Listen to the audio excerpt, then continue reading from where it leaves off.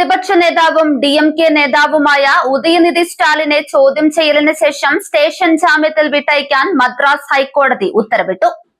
அவருக்கு இருக்கக்கூடிய ஒரே கவலை என்ன? திமுக மேல என்ன பொய் வழக்கு போடலாம், என்ன பொய் கேஸ் போடலாம்.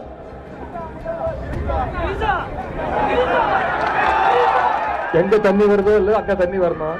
നടി തൃഷയ്ക്കെതിരെ നടത്തിയ വിവാദ പരാമർശത്തിന്റെ പേരിൽ അറസ്റ്റിലായ ഉദയനിധിയെ റിമാൻഡ് ചെയ്യേണ്ടതില്ലെന്നും കസ്റ്റഡിയിലെടുത്തത് ചോദ്യം ചെയ്യാൻ മാത്രമാണെന്നും തമിഴ്നാട് സർക്കാർ കോടതിയെ അറിയിച്ചതിനെ തുടർന്നാണ് ജസ്റ്റിസ് GK ജലന്തിരയ്യൻ ഈ നിർദ്ദേശം നൽകിയത്. കാവേരി ജലതർക്കവുമായി ബന്ധപ്പെട്ട് മുഖ്യമന്ത്രി വിജയെയും നടി തൃഷയെയും പരാമർശിച്ച് ഉദയനിധി തഞ്ചാവൂരിൽ നടത്തിയ പ്രസംഗമാണ് വിവാദങ്ങൾക്ക് കാരണമായത്. സ്ത്രീകളെ അപമാനിച്ചെന്ന പരാതിയിൽ 6 വകുപ്പുകൾ ചുമത്തിയാണ് തഞ്ചാവൂർ പോലീസ് അദ്ദേഹത്തെ ചെന്നൈയിലെ വീട്ടിൽ നിന്ന് അറസ്റ്റ് ചെയ്തത്. ചോദ്യം ചെയ്യൽ പൂർത്തിയാകുന്ന മുറയ്ക്ക് ഇന്ന് വൈകുന്നേരം തന്നെ ഉദയനിധിക്ക് സ്റ്റേഷൻ ജാമ്യം നൽകണമെന്ന് കോടതി നിർദ്ദേശിച്ചു.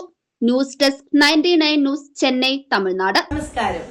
2026 പകുതിയിൽ ജെനസിസ് ഏജ് കെയർ എത്തി നിൽക്കുമ്പോൾ ഇതിന്റെ 1ാം ഘട്ടം വളരെ സക്സസ്ഫുൾ ആയി കംപ്ലീറ്റ് ചെയ്യുവാൻ സർവശക്തനായ ദൈവം ഞങ്ങളെ സഹായിച്ചു.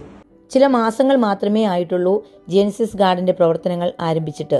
എങ്കിലും പലയിടങ്ങളിൽ നിന്നും സ്നേഹസമ്പന്നരായ പല മാതാപിതാക്കന്മാരും അവരുടെ റിട്ടയർമെന്റ് ജീവിതം ചെലവഴിക്കുവാൻ ജെനസിസ് തിരഞ്ഞെടുത്തപ്പോൾ ഞങ്ങൾ 1ാം ഘട്ടത്തിൽ നിർമ്മിച്ച എല്ലാ റൂമുകളിലും ഏകദേശം റെസിഡൻസ് നിറഞ്ഞതിനാൽ ജെനസിസ് ഗാർഡൻ ഏജ് കെയറിന്റെ 2nd പാർട്ട് ബിൽഡിംഗ് പണികൾ ഉടൻ ആരംഭിക്കുന്നു.